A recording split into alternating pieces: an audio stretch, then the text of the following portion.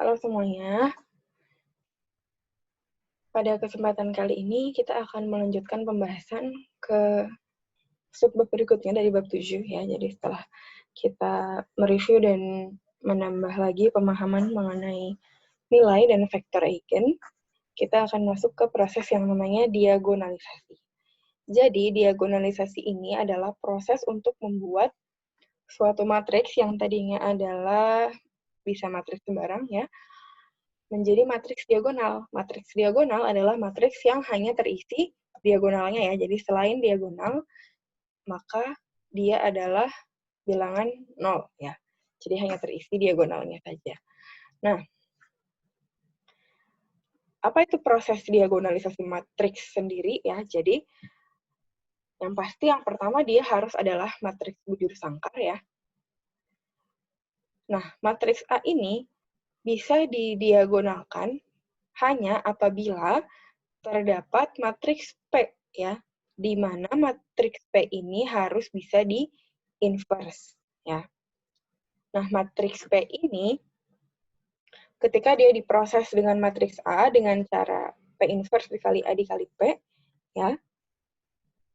Kemudian setelah diproses dia hasilnya adalah matriks diagonal, berarti matriks P dikatakan dapat mendiagonalkan si matriks A ya. Jadi dalam hal mendiagonalkan matriks A ini kita butuh tambahan matriks ya.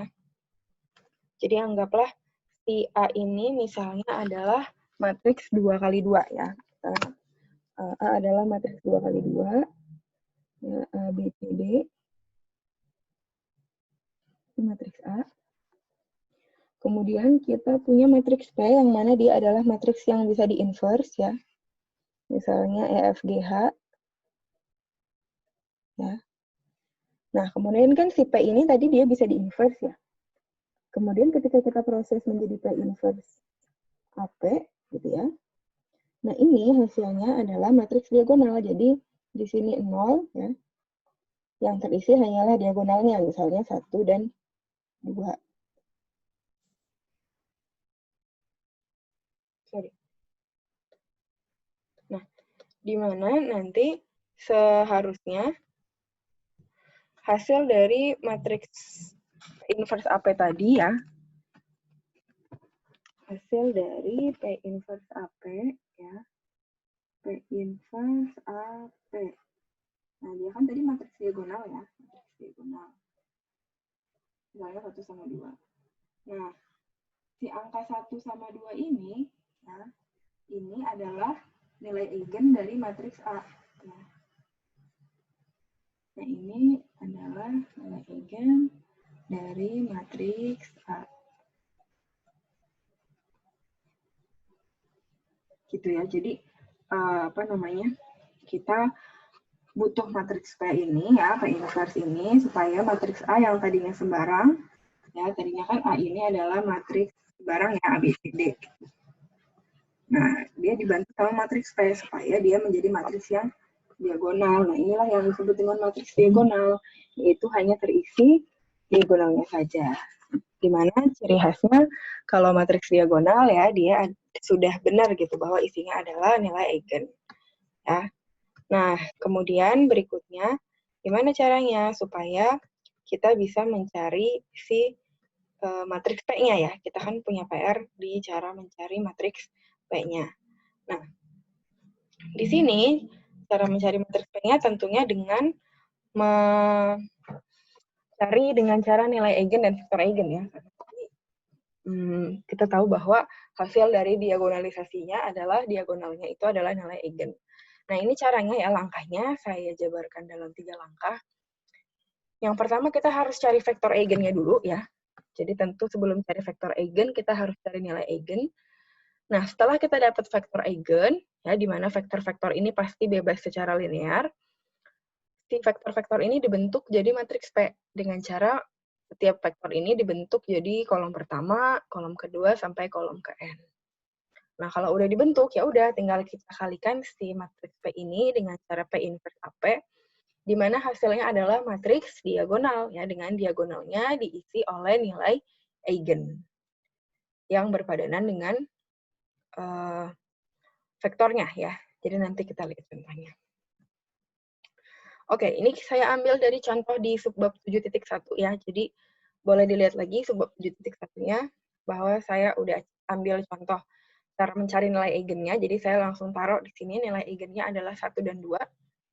Dan vektor eigennya ada 3 ya. Ada min 1, 0, 1, 0, 1, 0. Dan untuk nilai eigen sama dengan 1 ada satu vektor yaitu min 2, 1, 1. Nah, ini langkah pertama kan ya. Langkah pertama kita cari vektornya.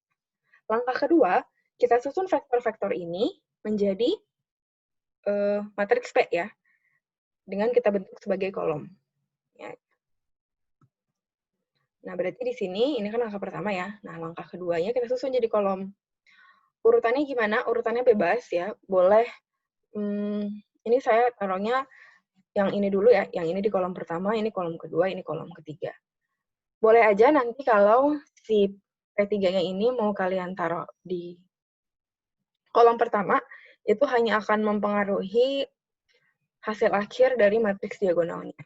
Contohnya ya, ini kan saya taruh kolom pertama sama kolom kedua adalah vektor dari nilai eigen sama dengan 2 ya.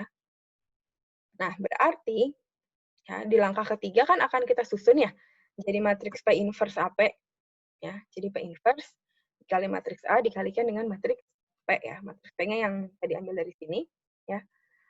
Nah, implikasinya apabila saya taruh ini kan kolom pertama sama kolom kedua di matriks P adalah vektor dari nilai eigen sama dengan 2 ya. Sehingga pada hasil akhirnya diagonal di kolom pertama dan kolom kedua adalah nilai eigen sama dengan 2 di sini. Nah, sedangkan di kolom terakhir dia adalah 1 karena saya meletakkan vektor dari nilai eigen sama dengan 1 adalah di kolom yang terakhir ya. Jadi vektor min 2, 1, 1 ini ya, kan adalah vektor dari nilai eigen sama dengan 1. Makanya di kolom terakhir nilai eigennya sama dengan 1 ya. Makanya tadi saya bilang nggak masalah kalau min 2, 1, 1-nya saya taruh di kolom pertama ya, maka ini hasil akhir matriksnya adalah 1, 2, 2 gitu ya. Jadi urutannya tidak masalah, urutan itu hanya akan mempengaruhi hasil akhir dari matriks diagonal. Ya. Oke, mudah-mudahan jelas ya sampai di sini.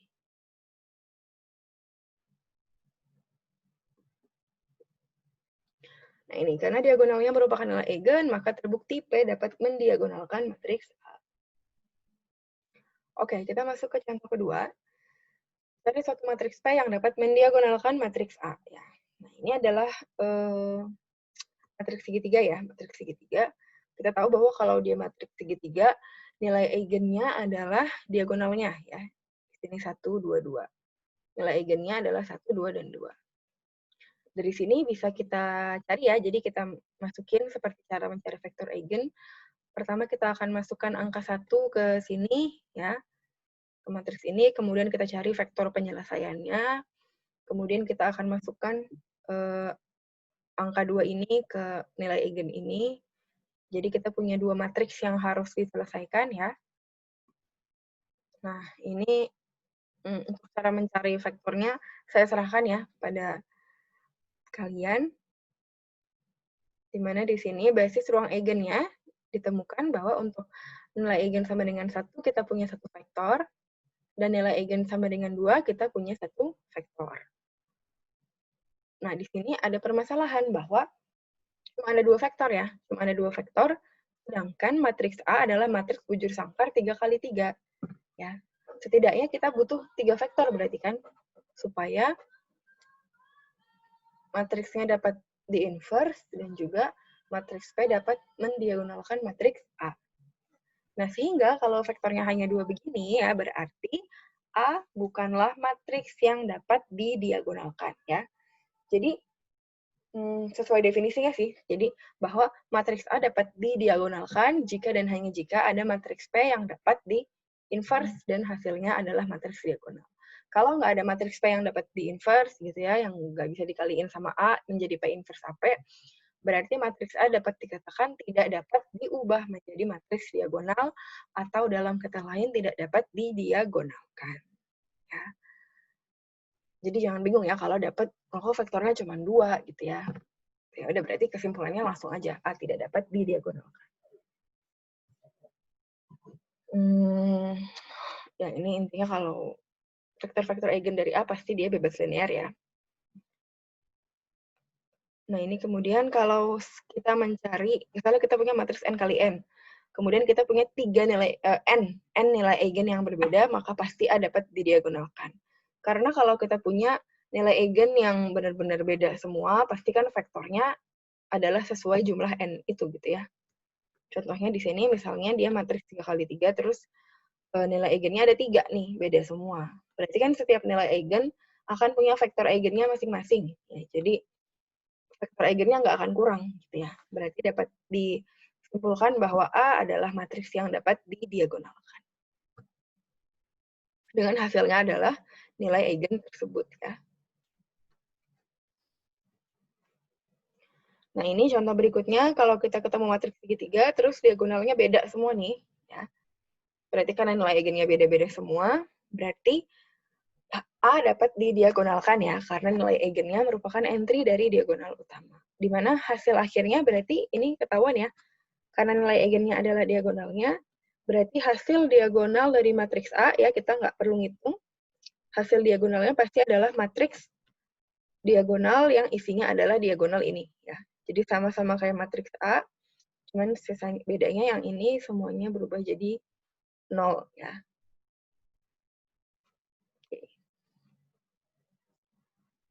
Nah, ini aplikasinya ya, bahwa kita dapat menggunakan diagonalisasi matriks ini untuk menghitung matriks ya, apabila matriks itu dipangkatkan. Ya, kalau masih pangkat 1, pangkat 2 masih oke lah ya kita hitung pangkatnya. Kalau pangkatnya udah 10 ya, atau dan lebih besar, cara ini bisa kita gunakan ya supaya relatif lebih mudah lah ya. Bahwa kita bisa menghitung A pangkat K ya dengan cara mengalihkan matriks P dengan matriks diagonal dipangkatkan K dikalikan dengan P inverse. Ya. Di mana D pangkat K ini adalah matriks diagonal tadi ya. Jadi hasilnya kan tadi matriks diagonal. Kalau menghitung A pangkat K, tinggal kita pangkatin aja diagonalnya. Contohnya, ya jika matriks A, oke ini masih contoh yang sama dari contoh 1 ya. Jadi lanjutannya, matriks A-nya ini, matriks yang dapat mendiagonalkannya adalah P, maka A pangkat 13 kita bisa menggunakan rumus yang tadi ya. Kan D-nya adalah matriks diagonal yang isinya adalah nilai eigen 2, 2, 1 ya. Nah, A pangkat 13 berarti kita taruh di sini matriks P, di sini D pangkat 13, di sini P inverse ya. Mungkin tetap lumayan PR gitu ya, cuman setidaknya ini lebih sederhana daripada kita harus mengalihkan matriks A dengan matriks A sebanyak 13 kali ya. Di sini kita cukup mengalihkan matriks sebanyak 2 kali ya, 1 kali, terus 2 kali, dan kita dapatlah hasilnya di sini ya, yaitu A pangkat 13.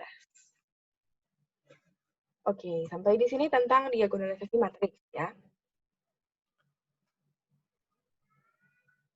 Ya, mudah-mudahan jelas ya, karena berikutnya kita akan masuk ke subbab 7.3 mengenai diagonalisasi ortogonal.